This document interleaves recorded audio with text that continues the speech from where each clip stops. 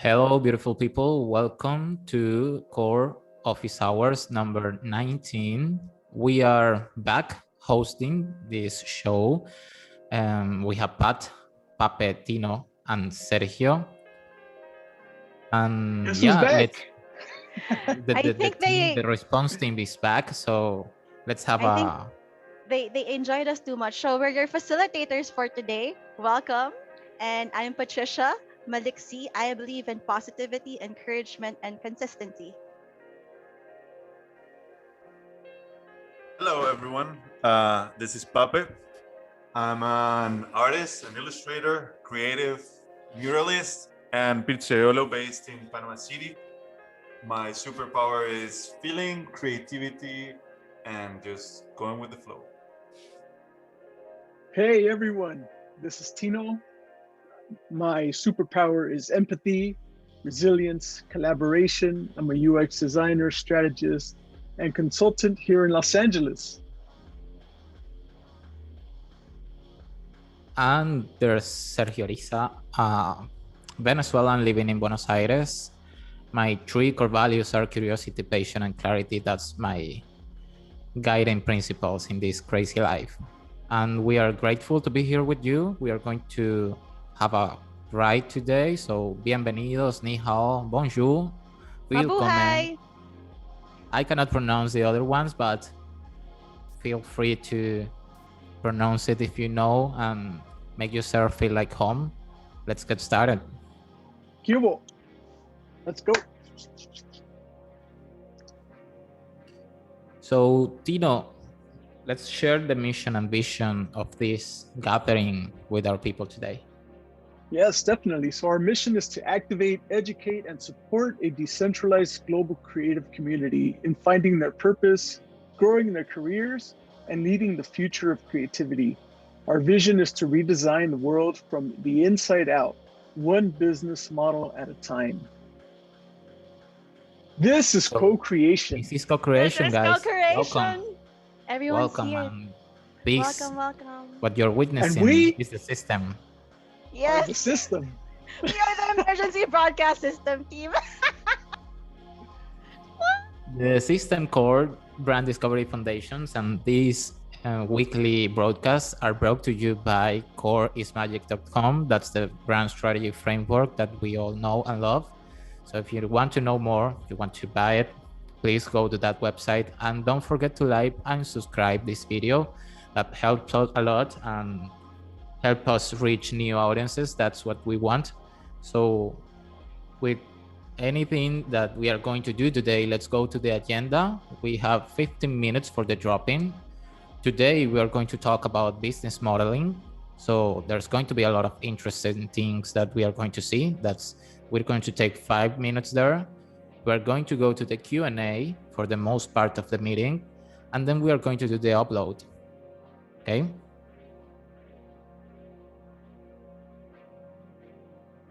And our system broadcast for June 21st to 25, we had our clubhouse last Monday and core office hours brought to you by the community. And we have the sign therapy on Friday. I know everyone missed it. I know there wasn't one last week, so tune in for this Friday. Yeah, we are going back. So let's have the drop in. Let's see if anybody can drop in like with the mic, just popcorn it, or you can share in the chat the name, location, and what you do. So the question for our drop-in today is, have you impacted the business model of a business you consulted for? If so, how? So let me model it real quick for you. My name is Sergio Ariza. I'm in Buenos Aires, the city of the Fury. I'm a brand strategist and a workshopper, and I have impacted the business model of a client of mine, clients/friends. They were, at the moment, a political communication agency, but they didn't want it to be an agency. And we discovered that in the workshop that we were doing. So they ended up changing the whole business model towards a news site. So now they are like a news/consulting firm for political actors in Venezuela. And it was the first time that I got so deep into the business model of a client. And it was thanks to the alignment that course provides when you are there with the client, figuring out what they need and how to get there. So let's see who else want to share. You can raise your We hands, you have can share chat. Irving that has his hand up and he wants to share. Irving, Go for it, what's happening? Irving. Hi, my name is Irving Hill. I am in Florida, here in America. I just recently started calling myself. Thank you, Pape, for the love. Just started calling myself a brand strategist. And since I just started, I have not impacted anybody. So there's that. It's all good. It's all good. Thank you for sharing, brother. Welcome. It sounds like it has had an impact on yourself. So Yeah. that's also valid. And like queuing into that, I'll do my drop in. And that's my name is Aurelio. My artistic name, or as an artist, I go by Pape or Pape Inc. I'm based in Panama City. I do art, illustration, and brand strategy as well as murals. And by this, Core, when I discovered Core, it really impacted the way I saw my business and the way I saw creativity, because it helped me have like a more open perspective about what my work actually is and what it can be. Before, I was really focused on just developing myself as an artist, building my brand, maybe just focusing on getting into galleries, selling canvas, selling illustration, and doing some commission work for illustration. But now I see this opening, I saw the opening into consulting and using creativity to help others like discover their story, discover their brand, and help them like build it. So that's an impact that Core has had on me. And also right now, I feel like I've been spreading myself a lot, like developing a brand, a clothing brand, my brand as an artist, my brand as a consultant. And I'm just playing around, getting to know a little bit more through experimenting and finding like what really fits into my energy and what I want to do. And I'm Pape and I'm complete. Awesome, Oh my Pape. gosh. Thanks for Can sharing. you see the hands up? So much We have so many hands. hands up. That's awesome. Let's Patricia, do you want to pick I a think hand? I saw Adriana, and then we have Andrea, and then Bobby, Daron, TJ. Yeah. So, Hi, Let's everyone. go in that order. Hi, everyone. I'm Adriana. I'm from Mexico City. I'm a designer / photographer, but going towards brand strategy. And I think the most impact business model I have been doing is for myself as Pape. Is like with Core, I have understand which is the impact that I want to give to my clients, but also for myself and my practice, and trying to build a brand for myself. And how can I really deep into what I really want, and how it's the way I envision my life, it's going to have impact in the way I see my clients and their business. So it's like the best thing that has happened to me, doing my personal core and trying to align myself, and then align to my clients and to my building brand that it's in process. But thank you very much for everyone, and it's an honor to be here sharing with you time and energy. Thanks, Adriana. Appreciate you. Thank you for sharing. we have Andrea, and then Bobby. Hello. Wait, I'm gonna put the camera for the first time. I won't be shy. Yay! Go for it! Unmute yourself. Yay! I'm muting myself. Hi everyone. My name's Andrea Ava. My artistic name will say.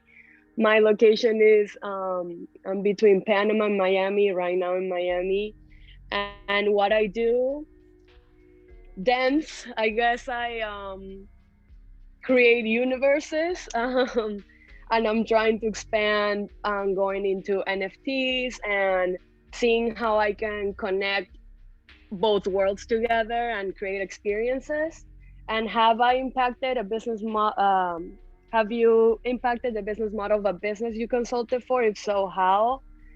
I will say I haven't impacted other business model because I think there were a lot of barriers. Like I think also like coming out of college soon, a lot of people like won't hear new ideas or they're very close to it. So I decided to do my own thing because I was like, I'm tired of this. And so right now I'm in that process of building my own business model. And I decided to just, go for it and learn along the way. So I'm so glad I found this space and I'm hoping to learn more about core. And I try to find information about it, but I don't know if I wasn't good at it or anything, but if you guys could send me the link and information, I would love to see that material because I'm seeing everything here. That's very cool. And I can't see the chat because I'm in my iPad, but I'll go back and answer and like see what everyone's talking about. And thank you. Welcome, Andrea. In the chat, you have the links to coreismagic.com and it redirects you to the future page of Core. So there you have it. And you can start getting familiarized with the framework. Welcome. Who else want to drop in? We have Bobby. Hey everybody, this is Bobby Robinson from Black Inker Design. I'm located in Fort Worth, Texas. I'm a web strategist. So the question that was asked, a business that I have consulted with that impacted their business model. It was a construction company called Circle Industries. They started off as just doing general contracting for, commercial. When I learned core and I was able to facilitate core with them, the model kind of started changing. They started evolving and adapting to the strategies that we were in placing on the structure of the business and on the website. It got to the point where we're trying to funnel the sales process. We figured out that construction wasn't making enough money to sustain the overhead that they had. So we developed developing the system of getting into different realms of construction. So we started like with solar. So they went ahead and shifted. So there was like a split in the business where there was 4 owners.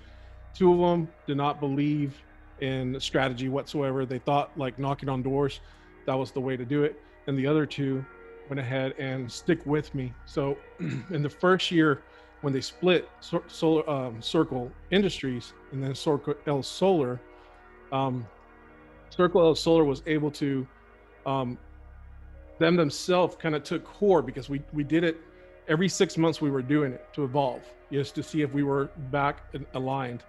They learned the process, but they kind of shifted and they did like their own sales process with core. So now they do it with their salespeople. I think the first year, once that split happened, their first year they did like 1.5 million. And then the second year they did around like 5 million. That's kind of like the one client that I can think of that I impacted. Yeah. I'm Bobby and I'm complete. Thank you, Bobby. To Awesome. everyone, Core are one of our OG Core members. He's from the early days. So thank you for sharing that, Bobby. I think Bobby we Patricia, have That's another way of calling me. Padawans. Can I we read? have a Can I few. read a few from the chat? Sure. Patricia? We have a few more hands up. We have Tyrone, TJ, and Jim. So Yeah. and then we can. Let me you read- want to read it Let now? me read one or two from the Sure. chat, and we can go. So we have Clifford here in the chat. Cliff Washington from Brooklyn. He's a brand strategist and creative consultant. I was able to impact an ad agency in Connecticut by helping them win a $50,000 web design client. I presented in the pitch meeting and made the link between changes in the market and what the brand needed to do to reach their audience better. So thanks for sharing, Cliff. I appreciate that. And then we have Shaquille from Seattle, my first strategy client, was stuck on implementation after working with me. Long story short, they started changing their business model then abandoned the business entirely. So, there's issues sometimes, and there's solutions, problem solving things there. So thank you for sharing that, Shaquille. That's pretty cool for opening up like that. Pat, go ahead and let's continue Yes, with. I think Poppy told me TJ was next. Sorry if I'm mixing everyone up. I hope you'll forgive us. TJ, go for it. Yeah, that's then- it. Over. Hey y'all. It's been a minute. My name is TJ. I'm from Edmonton, Alberta, Canada. I am a brand strategist, web strategist. Like, it seems like what I call myself changes every single week. So I'll still try to figure it out. So Core actually really impacted my own business, the agency, Connect Marketing. Before, I was kind of flying by the seat of the pants, just trying to figure out, what's my brand, how to go about it. But then I discovered Core, and like, you discover that fantastic cafe that nobody knows about and you keep it to yourself. It's kind of like that for me. So yeah, I discovered Core and it is fantastic. I am now implementing it into every single one of my discovery calls. And this recent client that accidentally dropped on my lap, it's a long story, I'm still working on it. They had no idea who their client were, or like who their ideal customers were. They could not figure out the essential of their business, and they're basically what I call the DNA of their business. And ever since we went through the whole Core process, they just got a new invigorated breath of fresh air into their business, and they're now actually excited about their business. And yeah, short and sweet. I am TJ and I am complete. Thank you, TJ. That's so Welcome, amazing brother. to hear. Welcome. I hope it's not yet over. I hope you forgive me, please. It is not over. I'm playing. Okay, now let's go with Tyrone and then Jim. Hey everybody, I am Tyrone. I'm based in Atlanta, Georgia. I do brand strategy, identity design, and narrative videos for event vendors and professionals. How I've impacted a business model of someone I've consulted for. This was actually a nonprofit organization that I worked with last year. They've been around for about 10 years, and they were doing a lot of events for youth in the area, local events, to where they taught them STEAM training, education, and exploration for like science, technology, engineering, art, and math facilities. And then, of course, 2020 changed everything with the live events that they were doing. So after working with them, I was able to,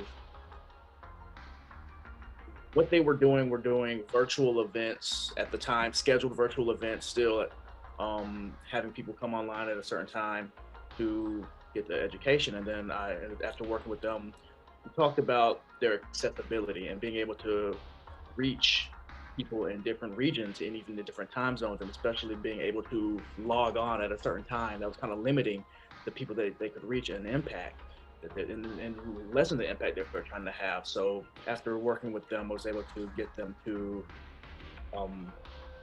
readjust how they delivered their information and made it available so that it could be up online 24/7, basically having courses available that people can log on to and get access to at any given time they were ready. And they kind of shifted their reach, of course. Now they're international, and also be able to impact more people and spread their organization a lot wider.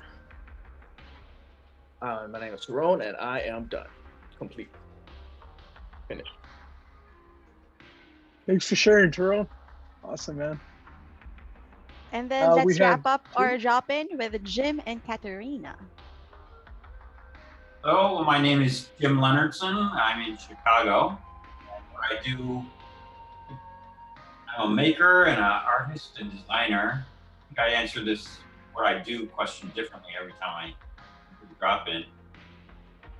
But I'm kind of semi-retired as a graphic designer, so I want to come out of retirement and do brand strategy and identity design.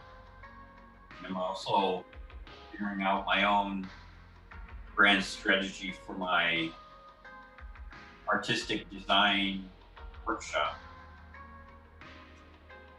I'm nice to meet you. Thank you, Jim. Thank Thank you, you for brother. unmuting Welcome, Jim. yourself. And Nice then to we see you have, again. last but not least, we have Katerina. Hello, guys. So I'm Catarina. I live in the capital of Brazil, Brasilia. I am an advertising student and passionate about photography, design, cooking, and etc., etc., etc. And I've never worked with like brand strategy, but I'm starting to learn a bit. I got the help of you guys, and so I never impacted any of them, but I hope I can impact positively. Oh my god. Yeah. Thank you for having me. It's always a pleasure to be around such wonderful people, and yeah. Welcome back, Katarina. We love to see Awesome. you again here. So Thanks, Katerina. You being here is already an impact, so don't feel like that. Yeah, definitely. We have a few more drop-ins in the chat if you'd like me to read some, guys, if we have some time. yeah, Yeah, let's a few read more. a And we couple, and then we move Yeah. on to start talking about business model generations.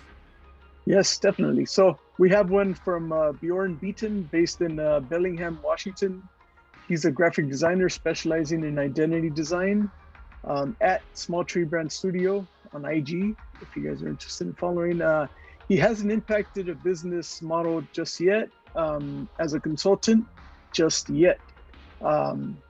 So Bjorn, I feel you, brother. I'm in the same place. We're hungry to learn, and we're hungry to get to that place where we make a big impact. So thank you for sharing that.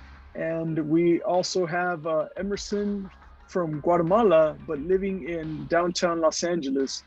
I'm a digital strategist, product developer, and business developer. I have impacted the business model of several companies, but the most important thing is I'm still learning and improving my skills. 20 years of experience in the field and still learning something new every week.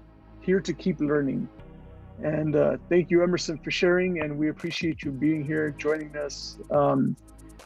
We heard from you last week, and I know some people in the community definitely want to hear your story, so thank you for joining us. And one more, we have Ginder from London, and business model impact, UX knowledge sharing, bringing in voice of customer. For example, user testing. It was so clear where the opportunities were and pain points that needed to address. The impact journey from core is groundbreaking. We can focus on transitioning to customer loyalty and advocate. Ginder, thank you for sharing, and thank you for being here with us again. That's amazing. Nice. All right. Thank you, Tino, for Sergio, reading some of the droppings in the chat. I want to thank everyone for dropping in, for unmuting yourself, and for sharing. The last couple of weeks, we have been having a lot of people wanting to share, so we are super happy about it. And we want to thank you for being here and for stay present. So now let's see what Jose's got to say about the way he has impacted business models. But before that, let's remember that we are each other's teachers. We are here to learn in community. So this is our social learning experiment yet. Without further ado, Jose, you want to take it in? Thank you so much, Sergio. I'm going to be brief. I don't want to take up a lot of time from core questions.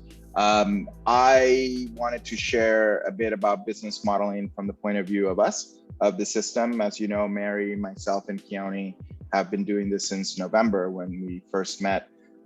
We had our very own Pape actually do our core, and it was super amazing. I'll share with you a few kind of key things. And so, Tino, if you want to take it, share the screen and go to the business modeling slide on slide 14, and then I'll just tell you when to go to the next one. Is that cool?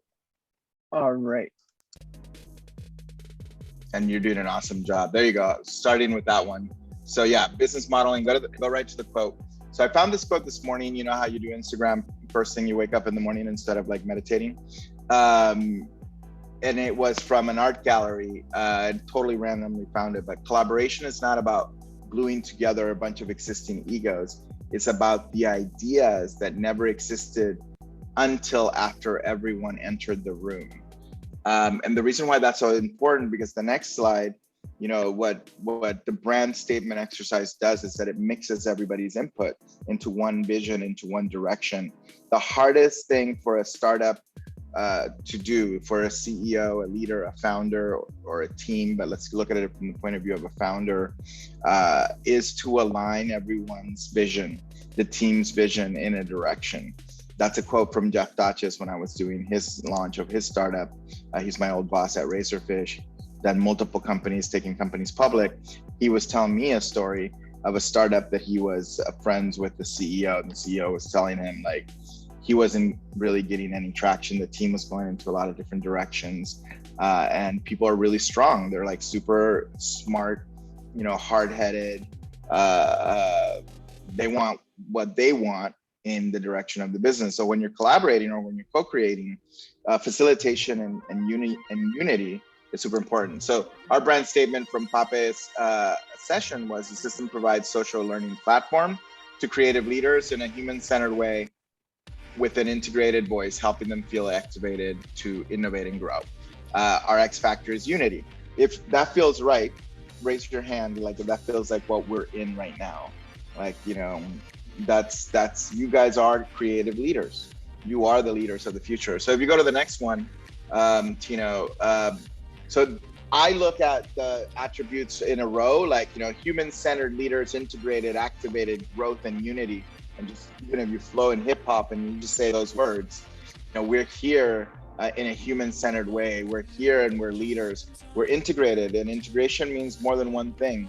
In the case scenario, we have Portuguese, we have, you know, Spanish, we have global, we have people from all over the world.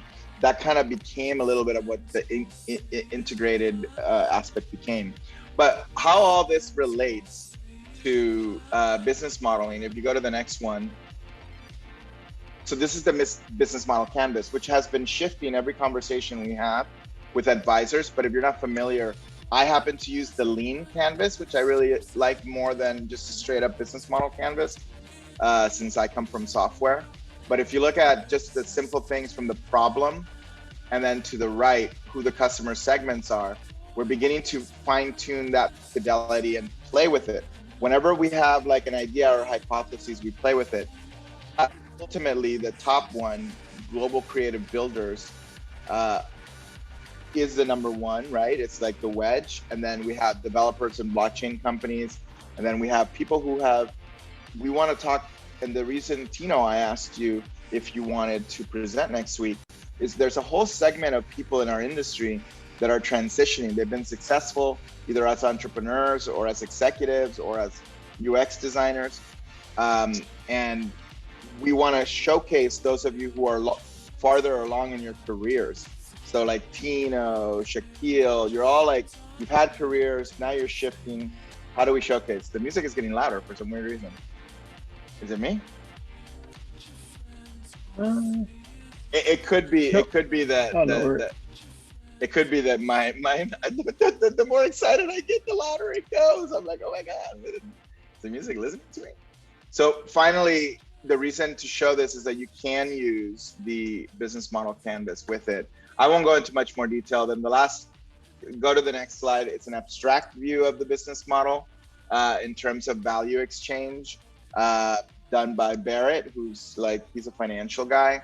So he's looking at like the dynamics of how the community, and there's a version of it that actually has the products and services. The next one, we did an exercise because the first exercise, go to the slide after this one.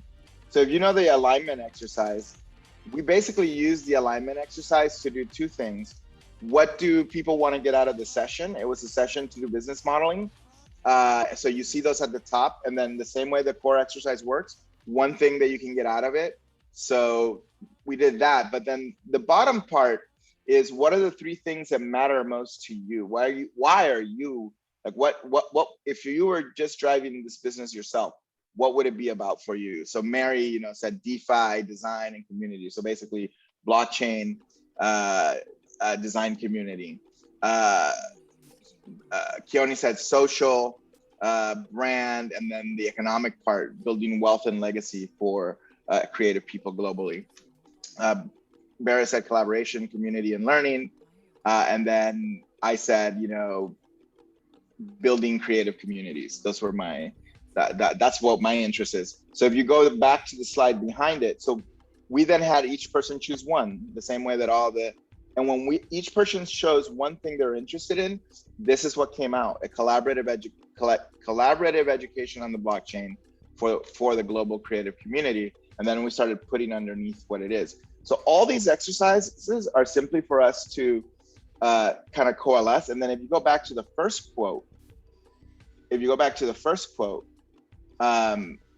collaboration is not about gluing together existing egos. It's about the idea that never existed until after everyone entered the room. So you could start parsing like ideas, amount of work that somebody has put into the effort, into the initiative, etc., to determine like what the stake of idea ownership is. But the truth is that the unique mix of the ideas of each individual member is actually what makes usually very successful ideas possible. And how do you value that? How do you, there are new models for how you distribute the success of ideas in the economic sense, meaning how do you get paid for like what it is that you're building together. But I'll end with, in all that exploration and in all of this work, the most important thing is what we're doing here today: the dialogue between us as a community with each other. We're both captains of our own ships, but together we can actually form this armada and groove together, man. Just groove and move forward. So I think we're going to rename the system to Groove Armada, but unfortunately there's a music group that already has that. So that's my business model share. I'm Jose Caballero and I'm complete. Awesome. Thank you, Jose. I appreciate that share. That's awesome. So many gems dropped, and definitely want to open it up to the community now to react to that, but also to ask us questions about core and open up for the Q&A. But before we do that, we want to go over some kind of housekeeping, sharing rules. To start off, we want to ask that we don't give advice. We don't give each other advice. And as an example, don't tell each other you should do it this way, but rather here are ways that I have done it. So basically speak from the I. As an example, I did it this way, or I saw so-and-so do it this way, and it looked like it worked, or it seemed like it worked. If you haven't done it, say, I don't know how to do it. Or maybe I would try to ask so-and-so how, and she might know. So those are some basic ground rules for the core Q&A. And with that, let's get it started. If you guys want to open up and unmute yourselves, I would love it for those hands to go up again, or drop your questions in the chat. And let's get it going. Let's get the conversation going. Let's get the community involved and ask your questions about business modeling. That's our theme today, our topic today. And let's see what we have and how we can help. We have We have Bobby a few hands and up already. Emerson. Yeah. Yes, that was quick. Thank you, community. Thank you, everyone. Bobby, go for it. Yeah, Bobby here again. The reason kind of when I'm here is I've been in business for myself for 11 years. I'm now at a point like I really just want to do facilitation instead of implementation. I don't want to do client work anymore. Meaning I don't want to build websites. I don't want to do logos. That I think I'm like transitioning into a different part of my life where I want to start traveling more. So I'm not sure where to, what's the steps I need to do to get there without costing a lot of money or hurt on myself. Thank you.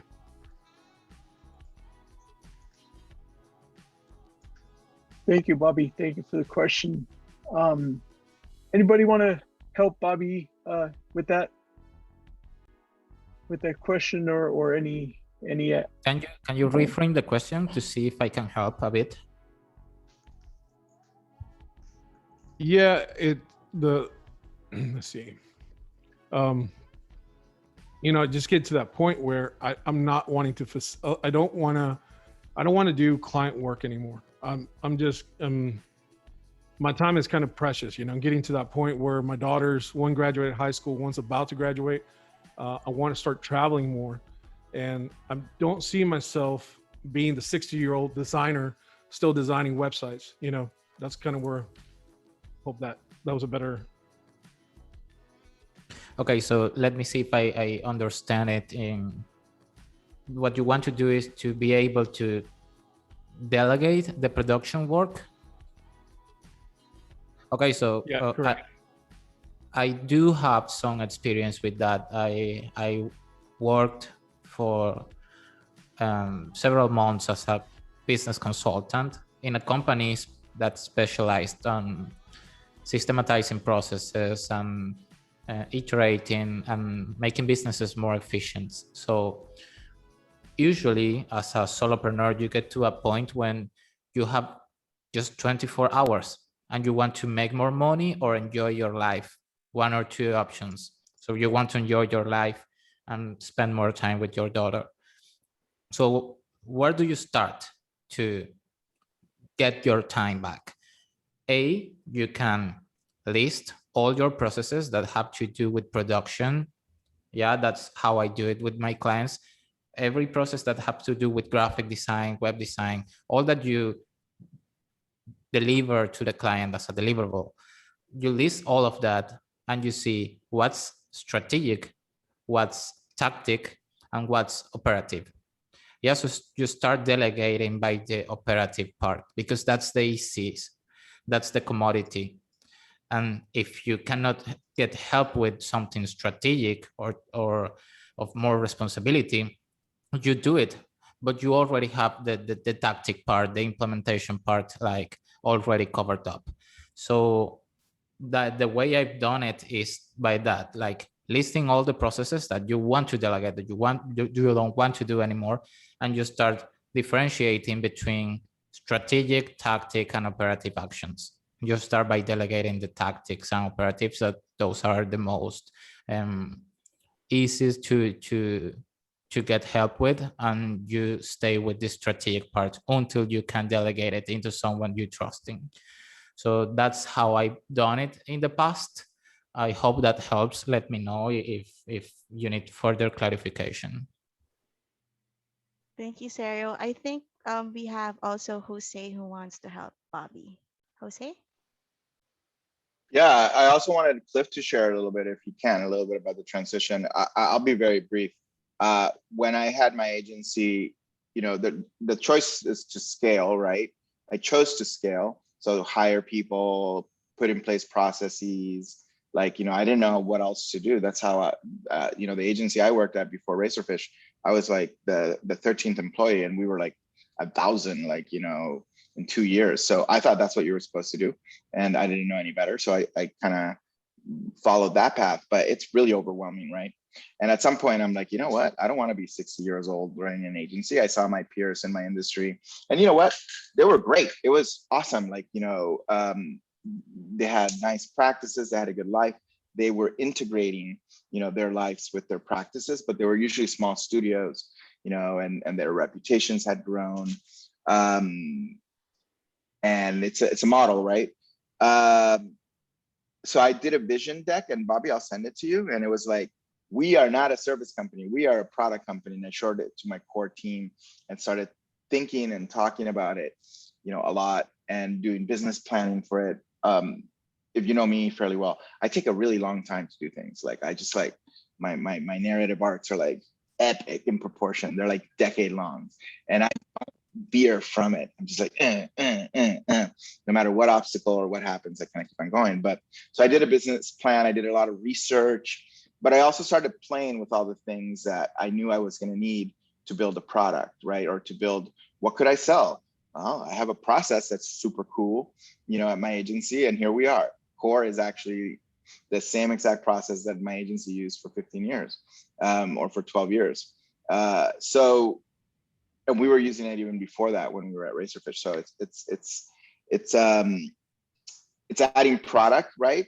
And the transition was hard because I shut down the agency, and what I immediately started doing was consulting for, and I didn't necessarily have like a buffer financially. So I started consulting for my agency partners and friends to do strategy for them. So I would go and do, like, for a development shop, that my friend owned, they would pay me, I think they paid me like, $14K, like, to do a month-long like discovery process for this manufacturing company and do product architecture. And I just came in and flew in and like waved my hands and did all the exercises. And but then also had to deliver, the architecture, right? The architecture documents to these developers and work with the designer. But I did a lot of different things to do it. So I'm Jose, and I'm complete. I'll share with you my vision thing for my transition. And I hope that was helpful. Thank you, Jose. So I can jump on just real quick and briefly share what my experience has been, because similar to Bobby, that was the impetus for my transition from purely design and execution to strategy as well.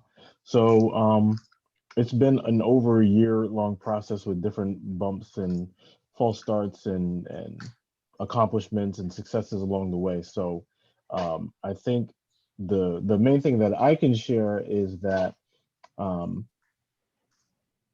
after taking a long time of really getting the practice down and just working pro bono with a lot of clients, I think where I saw how I was going to shape my future. Number one was with an ad agency that I mentioned that I was working with in Connecticut in the chat. And when I worked with them, it gave me like one of my first glimpses into the window of strategy, from a sense of having to pitch to the C-suite people.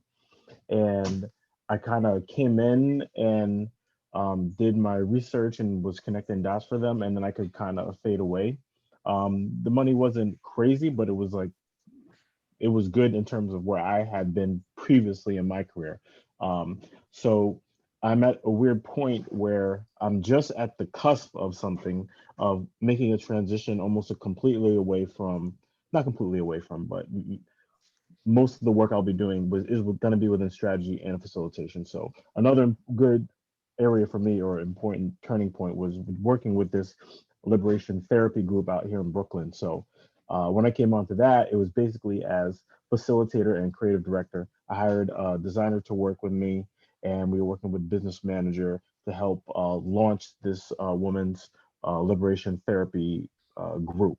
So within that, in that engagement, that was really like just kind of navigating parts, making sure the design's good, but I'm not necessarily getting my hands dirty. So like from my experience, I'm seeing over the mountain into the promised land. It's just having things aligned in terms of the clients that come to me or the leads that come to me, because a lot of them still are executional. So wading through all that is very difficult, because you're kind of turning stuff down when you can't, but realizing that, I may have to bring on some executional clients because, just for financial reasons. But that journey, as I've learned and I'm sharing, is just really, it's tough climbing up a mountain and getting over. I'm not sure exactly where you are, Bobby, in terms of, if you're walking down that mountain into the valley, or if you're at the top of that mountain looking over into it. I'm actually at the top. Okay. The problem that I'm having is I do strategy. I do sales strategy. The problem is the clients who hire me want me to facilitate and create the websites. So it's like I can't just not sell strategy by itself and move on.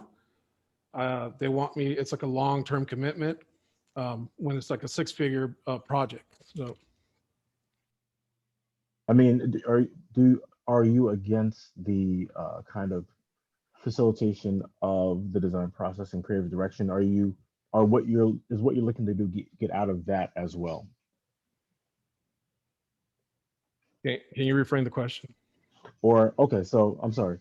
If I'm hearing you correctly, you said that they want you to design. So can you reach a point where you can bring on designers to do that work for you while you facilitate and manage the process? That's the part, because I've been a solopreneur for 11 years. So working with, like say, a team, it's never crossed my mind.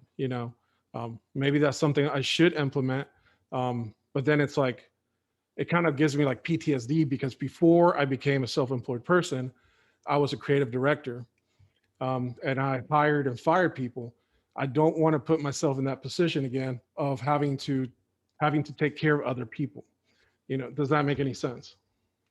No, that totally makes sense. And um, I can share from my experience what's helped, and not to say that I've had years upon years of experience in it, but what's helped me in that process of kind of being the, I don't know if father figure is the right word, but you kind of have people's destiny in your hands, and you have to deal with, are people lining up personality wise what you need for the team.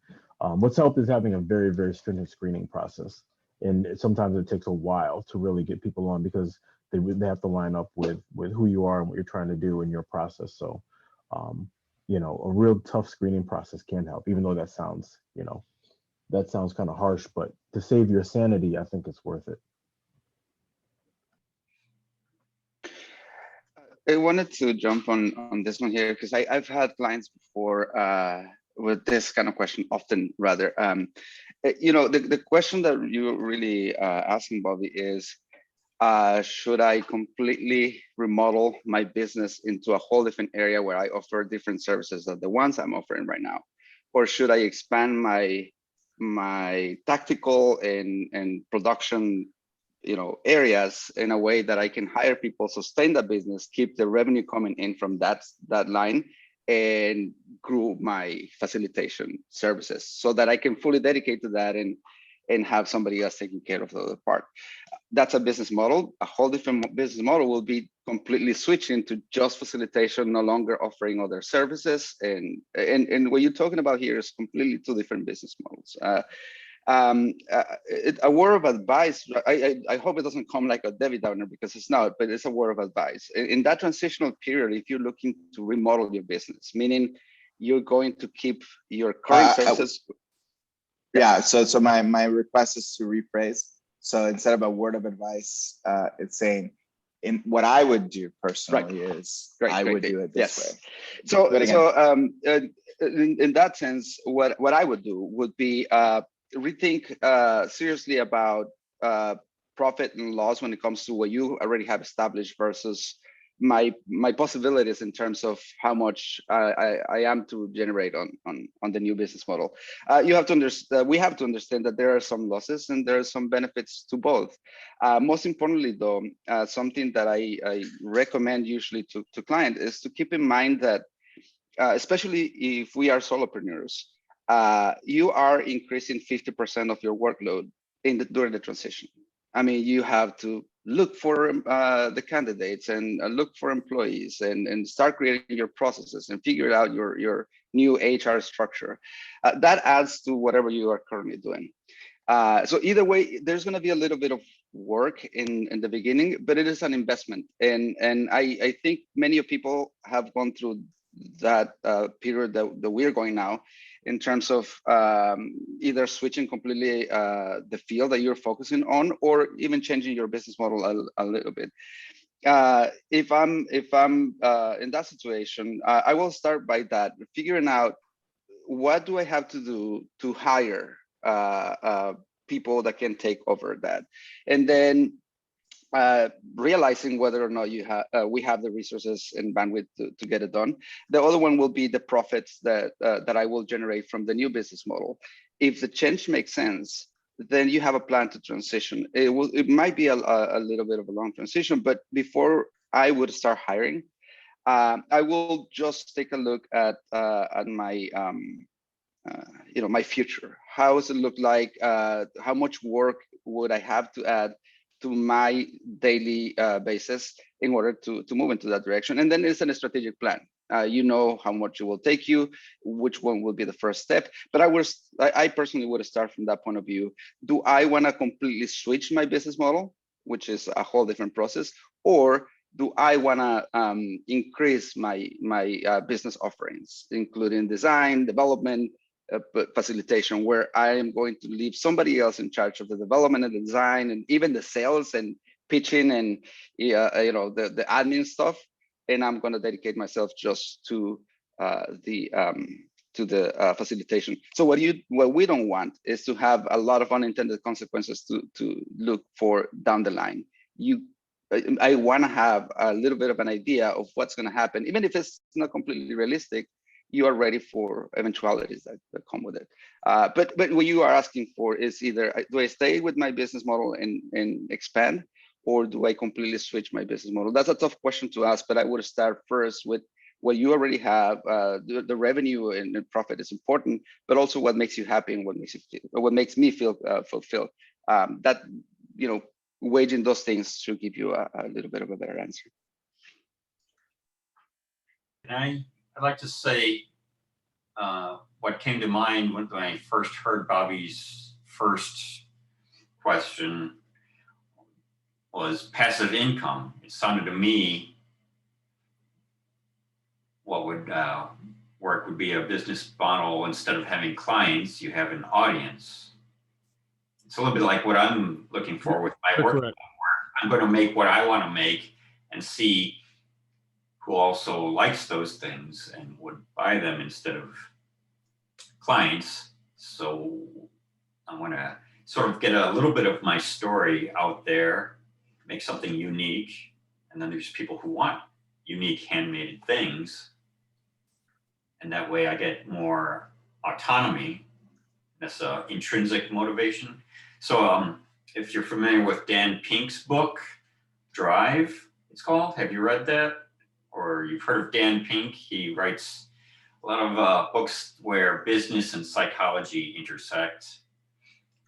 So there's an intrinsic motivation and extrinsic motivation. And intrinsic motivation is made up of autonomy, mastery, and purpose. So maybe that's what you're looking for, more of that autonomy. So you're not tied to one client and they dictate your schedule. You can work when you want to work. So, and the extrinsic motivators are the things like the money and awards and things that, you have to have money, of course, to keep a roof over your head and take care of your kids and have your non-work activities and support those and stuff. So that might be a good book for you to read, is Drive by Dan Pink,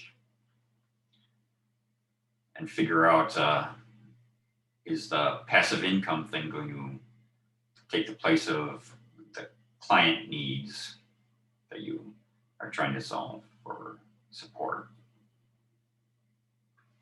Thank you, Jim. Nice.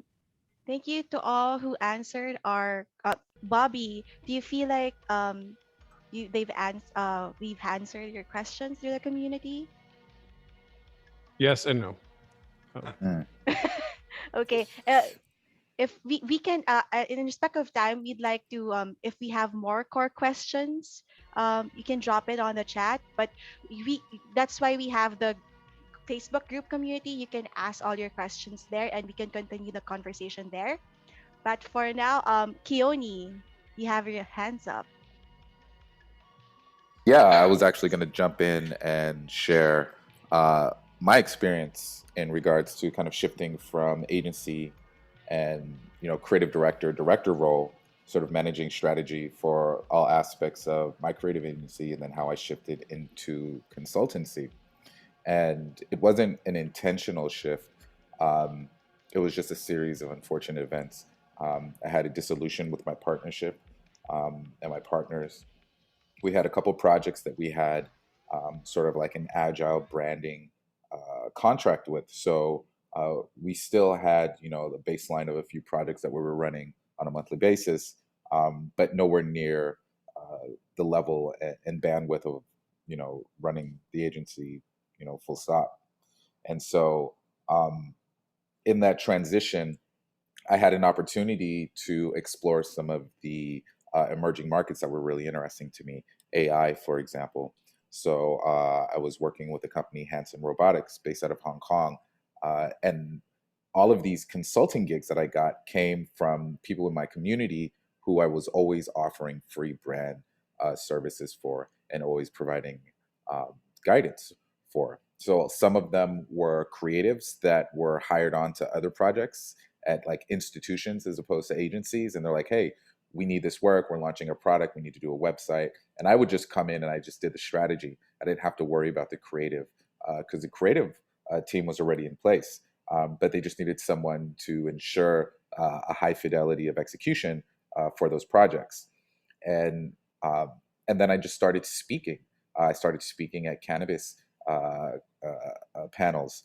And then through my network, someone who worked in policy introduced me to a distribution company that was transitioning. And they're like, hey, love your really interesting ideas. Not sure really how we fit.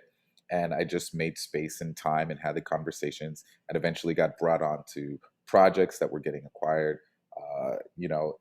Merging and acquisition in the cannabis industry is sort of this cycle, and every single time that goes through, there's always a new brand identity, there's new product identity that needs to happen. So just kind of got into the churn of the conversations with folks in the space that had to make those kind of operational decisions. And for me, moving into that space really consisted of like expanding my network, letting people that I had worked with before, it's like, hey, I'm looking for consulting type gigs. We've always had these conversations about your business in this space, but maybe, I can do, 5 or 10 hours of consultation with you a month and just keep it on a small retainer. And those kinds of small engagements eventually built into larger engagements, which would eventually built into larger engagements, which then allowed for me to have the freedom and experience to like step into some of these institutions and be like, hey, look, I'm not going to do the managing of the creative, but I can set the creative direction and I can set the brand strategy.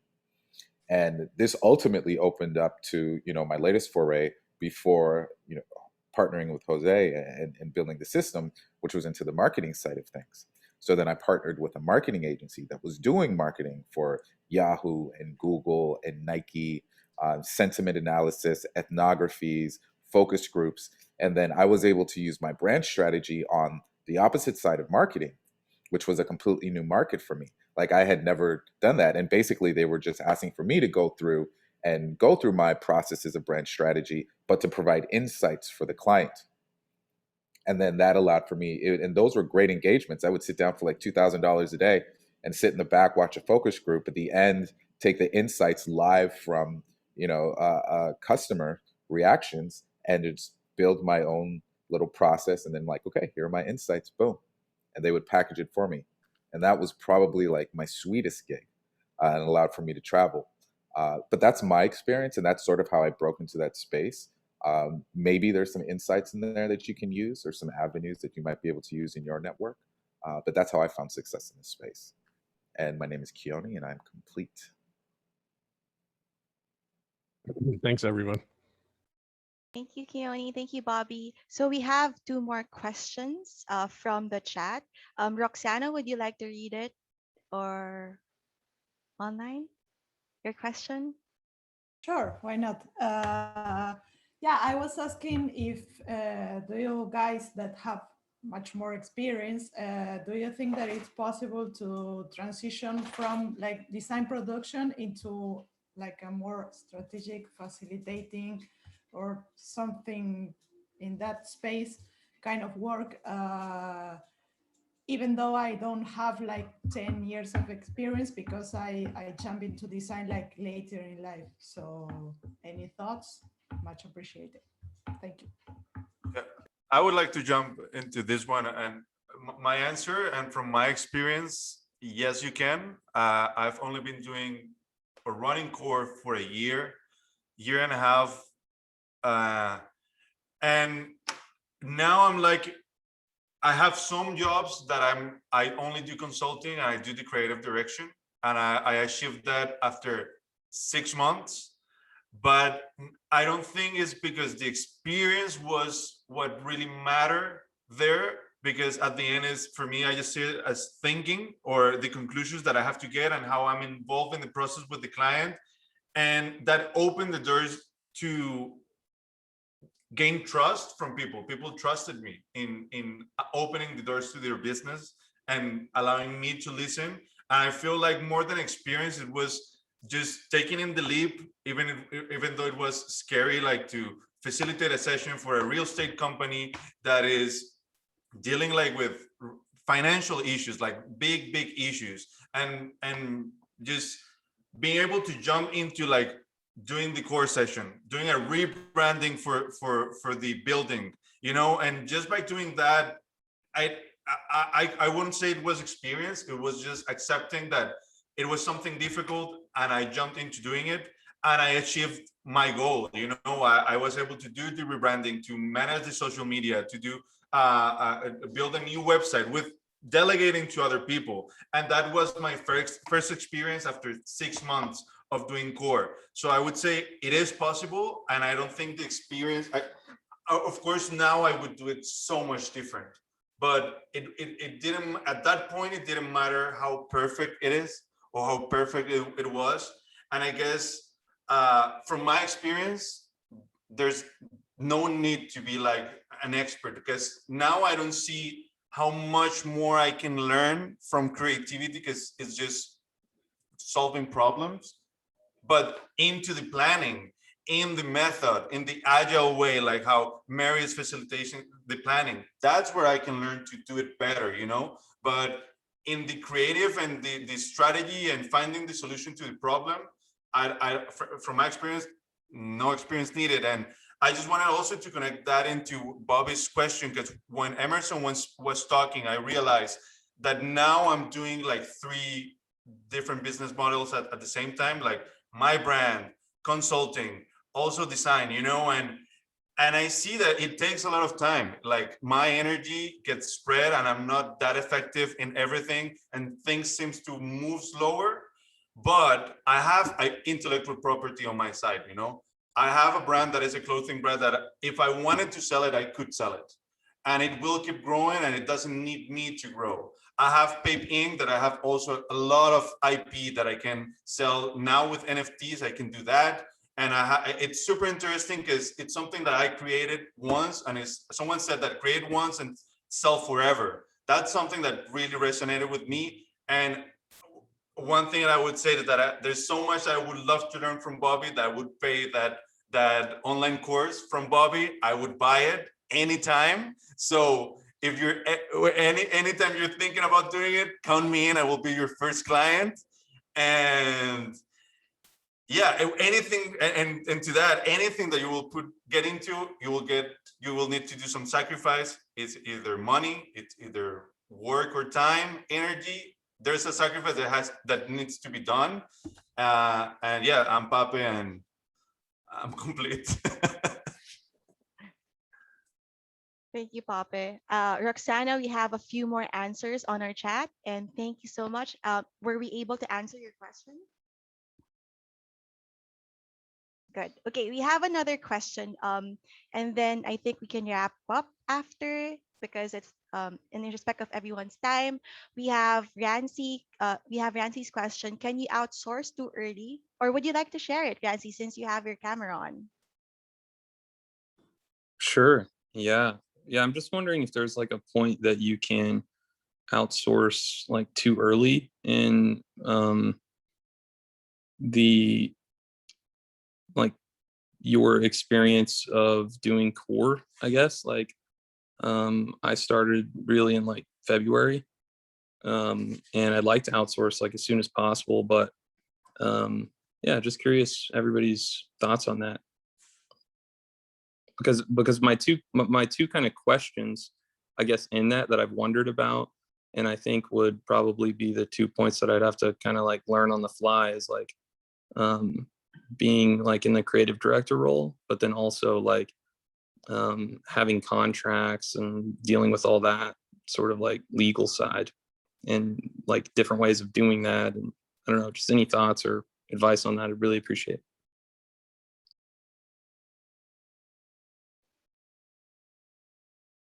We have Sergio's hands up. Sergio? Yeah, I can give my 2 cents there.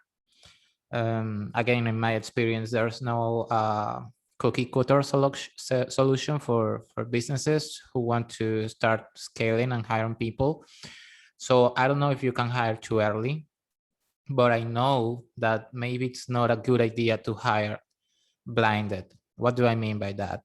If you want to hire somebody, it's better to, in my opinion, it's better to be certain of the kind of work that I need, how am I going to measure it, and what are the key responsibilities and KPIs of that role.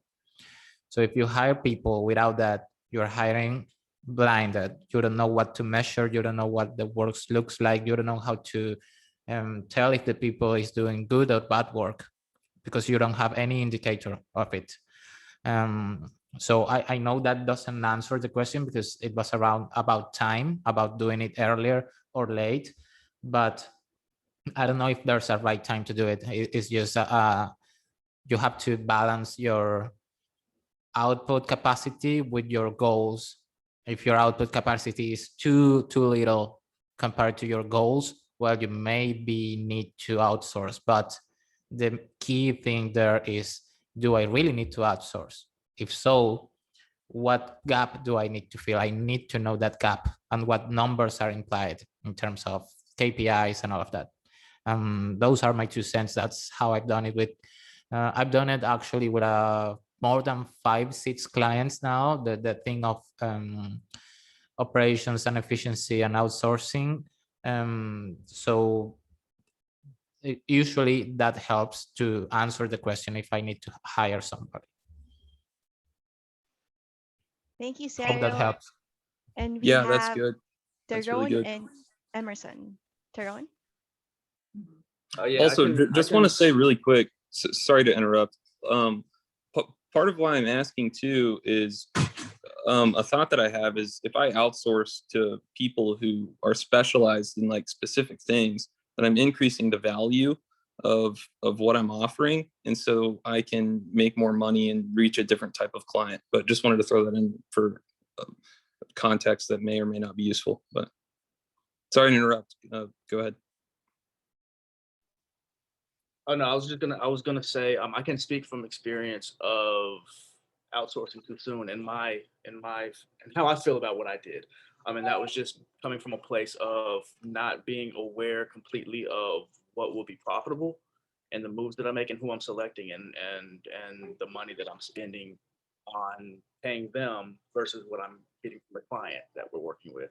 So making sure, I would say that I needed to make clearer assessment of what I was getting from the client and also what I was putting into the work for somebody else to do, and also whatever content we needed to purchase, whatever fonts we needed to purchase, and everything. And so at the end of the project, what I was left with was that made me realize, okay, I need to look at this in a different way, and also look at basically what the cost is going to be. So basically having a better business mind in the sense of what I was going to be doing when outsourcing work to somebody else rather than me doing it, and keeping my prices the same way as if I were doing it by myself.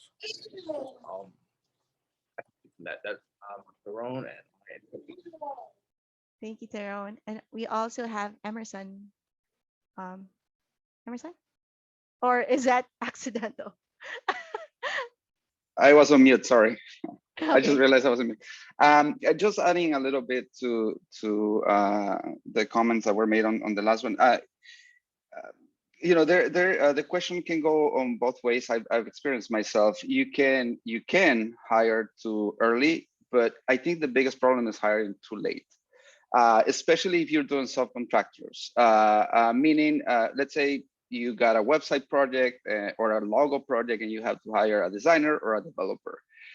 In my experience, these are hard to hire fields because you can get really, really good developers and really, really, really good designers and really, really bad as well. And you really never know when you're gonna get the right ones for them.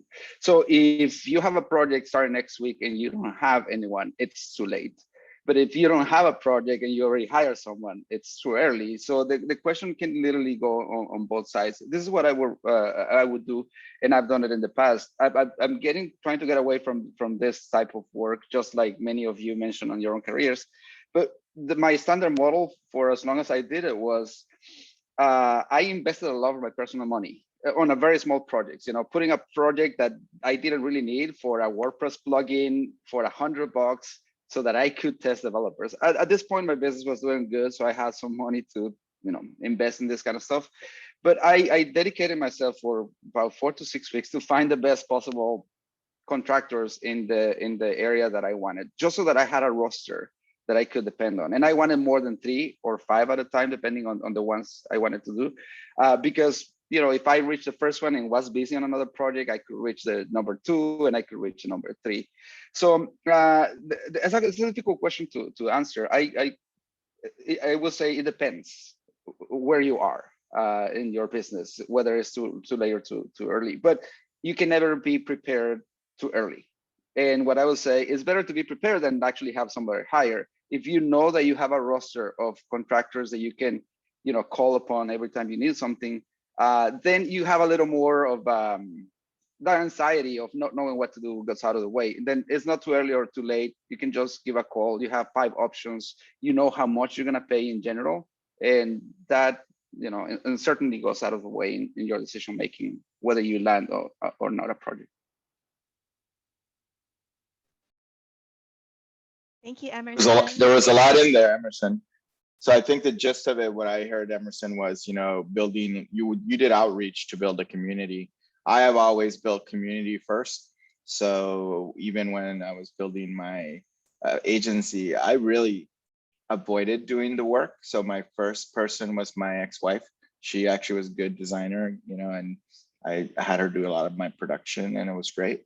And then I was teaching at Art Center College of Design. So I hired my students and paid them really well to kind of like just help me with my client projects. And that's how I built the business at the beginning. But so I knew the sources, I knew where they were coming from. I'm very direct line of sight. I have a hard time picking people out just from a portfolio, even though somebody taught me how to do that later in the process. Basically how to pick somebody from Behance, give them a brief, give them a budget, have them do a very specified task to avoid burnout versus just like this wide, oh, we need to design a website. So anyway, yeah, good share, Emerson. Thank you. Rancy, were we able to answer your question? Yeah, that was super helpful. Totally. I was taking notes, so appreciate you guys. Yeah, but sorry, I think Casey was saying something really interesting in the chat, and I think we can all learn from that. And so if you don't mind, Cassie, would you like to share it with us? Sure. Well, this advice was given to me by my business mentor years ago. So what Emerson was saying about it can be too late to hire someone. I completely relate to that because I've been heavily relying on one graphic designer for a lot of my heavy branding projects, and he gets burned out sometimes. So it's good to have 4 to 5 or 6 different people for each skill set. And just to piggyback on what Emerson was saying, they can be different price levels, skill set levels, because it's going to change based on what you need. And that way you have them already vetted and in the pipeline. So all you have to do is, contact them, see if they're available. What else was I saying in the chat? I think that was just mainly it, but I think for me, when I'm looking for subcontractors to help me implement and do production, I'm looking for responsiveness, not just talent. because if you're a horrible communicator, it makes the experience so frustrating for me as the middle person or the go-to person with the client. So I'm always looking for prompt and clear communication. And then maybe this is something that is rare within the design community, but someone who's very detail oriented. So if I'm sending, you know, edits and that kind of thing, being very responsive and getting all of those, just because it's already a lot of work to manage the project and the client relationship. So those are some things that I'm looking for. Thank you, Cassie. That's wonderful. So we have 10 minutes left, and in respect of everyone's time, I'd like to Sergio, would you like to land us? Yeah, for sure. Tino, can you get us to the upload slide? But before the upload, I want to thank everyone's participation and your questions. This is what makes this show, like the actual body of content of the show are you guys, and your questions are your participation in answering other people doubts and situations. So just to remember that we are the teachers of this community, that makes us all valuable, all knowledgeable and experts in some way. So I'm super grateful to count on this community and to see how we participate and how we answer each other's questions. So let's go to the upload. Let's wrap up. So you can participate on the chat and you can quickly popcorn it in with the open mic. What was one valuable thing you got out from today's broadcast? And I can tell you mine. I think in Pape's mentioned it and Keonis mentioned it on the Monday's Clubhouse broadcast. Build one or design once and sell forever. I think we get stuck in production work without knowing the possibilities that we have with intellectual property, for example. And that's something that I have to keep on my mind. So who else want to share? I can go real quick before I have to head out, but I think one thing I got from today's broadcast was actually something that had been on my mind for the last few weeks, and it's just going back to what Bobby was saying, similar to him, just kind of what it takes to make it over that mountaintop into the valley, and the options that are available to do that. And I think I got that from today, and it's always good to have the support of the community and to be able to talk these things out, because it makes you feel like you're not alone in the path that you're on. So that's what I got from today. I'll go next. Good to see you, man. I'll go next. One valuable thing that I got from today's broadcast, and it came up just a few minutes ago. Everybody was talking about working with a roster, having people, in a lineup that you can depend on, that you can work with, that are readily available and that are skilled and talented. And Jose mentioned community in the chat often, and that he builds a community. That's where we are here. I believe a lot of us are gathered together weekly, online in the core sessions, and even offline sometimes. We are a community, and we are, in the sense, that roster that helps each other out, with different skill sets at different levels, with work. So in a sense, sometimes we become our own support system with our different skills and talents. So it's amazing to see what we've built around ourselves with the help of KJ and M and the entire community. So my name is Tino, and I'm complete. Thank you, Tino. And I just wanted to say that this doesn't end here. Please join our Facebook group. The community is there. If you have any questions, feel free to drop it there, and we'll have the same experience. And also, we have design therapy for Friday. So if you enjoyed today's broadcast, we still have one on Friday. Go for it, Sergio. Yeah, I'm going to drop the link to the Facebook group on the chat. And then we got Kioni that got some announcements for us. Are you there, Kioni? Yeah, I'm here. What's up, everyone? So I just Jose, could you mute? Boom. Awesome. I just wanted to take a couple of minutes to kind of share about the Accelerator program and what's been happening with our cohort. So we've had our first cohort that has been live now for about 3 weeks. And we're going through our first circle, which is, in a way, it's like firelight. And what's really been exciting about it is, the focus for this first month in this first circle, our sprints go in monthly cycles, is what we're aiming to do. And let's talk a little bit about that. So this first circle is to develop a sense of self-direction and voice so that one may enter into relationships with strength, understanding, and opportunity. To clearly state my purpose, outline my value, and align my network. And what we actually get at the end of it is we get our story. So we validate that through crafting the story and being, sharing it and getting feedback from the community. And through that process, we're identifying the values and stating our purpose, and more specifically, our superpowers, our skill sets, our X factor. And what we're going to end with at the end of this circle is a professional bio where we talk about our story and our journey and how it aligns to our vision. We're all going to do new headshots, and we're all going to share these to our socials.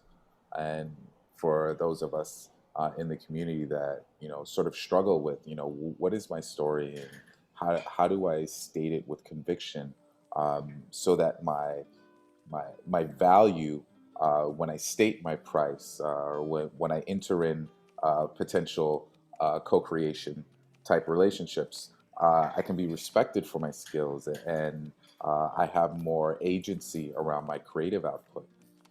It's a challenge that we all go through, and this is sort of the first step in a process to try to provide a solution for that. What we have on the stage right now, or on the screen, is just the 5-week process and what that looks like. And as you can see, we spend a couple hours a week. That's the requirement to go through and work through these exercises, and we do so within a community. So we get a chance to build a little deeper bond, and really get like deep and authentic feedback in the way that we present ourselves in our creative careers. So, one of the things that is really exciting about this as well is we're starting to plug in a lot of the content. So, if you missed our clubhouse, for example, on Monday, where we talked about the seven business models and what that looked like, we have that recording now on the platform. On Tuesdays and Thursdays, we have co-work, which we're going to be ramping up, but currently it's from 10 a.m. to 4 p.m.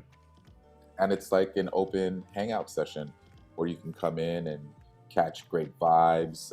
You can connect with other folks that might be working as well.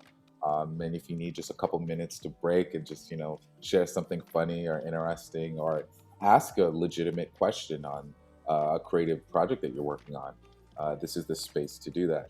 So I just wanted to let you guys know that we will be looking to add another cohort in the beginning of July. And if you're interested, to go ahead and reach out to me. I'm available on all the interwebs, so any at Kioni Chong anywhere, or email me if you're interested. Full transparency, this is a monthly membership to this platform, and the membership rate is $125 a month. But what is really exciting about in it is what you get for that price. So you have the circles that you have access to, and you can go through the cycles again and again, right? So much of the work that we're doing and a lot of the frameworks that we use is about integration between ourselves, individually, creative, subjectively, and the world, objectively, and how we can navigate that path. And that requires a constant pivot. So these are exercises that you can go through time and time again, anytime you may feel a little bit lost, or you may feel like you're a little bit out of alignment. You have the community and the tools to do so. And then lastly, But definitely not least is the tools. So case studies, live projects that I've done. You can see cannabis rebrands that I have in there. You can see startups that Jose has launched in there as well. And the tools that we use to bring all of those things into alignment, the agreements and the contracts. What does a statement of work look like for a $50,000 web project, for a $500,000 web project? These are the tools and solutions that we have used in our careers to really find that success. And now we're imparting them to you. So I'm just gonna drop the mic right there and just say, if you're really interested in the Accelerator program, we would love to have you. The community is crazy. But that is it. My name is Keone. Thank you for listening. I am complete. Thank you, Keone. Awesome. So if you want to join the accelerator, please email Keone. And I just wanted to share this takeaway from Gender. It really, she said, the transition to being strategist, you don't need to have 10 plus years experience. Just do it on yourself, friend. Just do it. Some great topics on outsourcing design and finding collaboration. So thank you, Gender. And we're so happy that you're here. So with that, we can continue the conversation. I think Mauricio dropped it on the chat, the FB group. And next slide, please. And please, if anything, please share. If something stood out to you or an experience that you feel like sharing with your community, please follow us at We Are the System and at Keone Chong, at Mary A. Gribben, and at Jose Caballero. Don't forget the hashtags, hashtag Core is Magic and hashtag We Are the System. We love seeing your screenshots and all your shares. And please don't forget to, if you want to know more about Core, visit coreismagic.com and like and subscribe.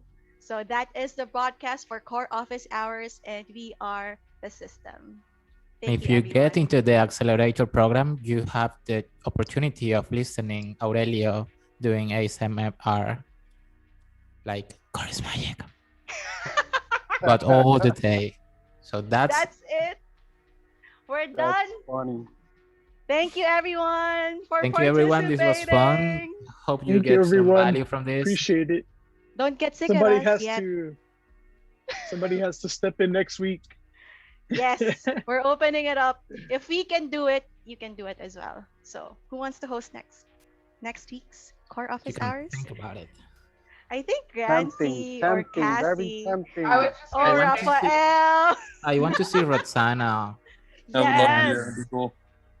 Roxana What? teaching us how to host a podcast. That would be nice. Yes, Roxana. I'm just dropping that idea. We're Just calling you out. And Tino is presenting next week, so that's exciting. Thank you, Jose, What's the- Keone, and Mary. And we keep talking.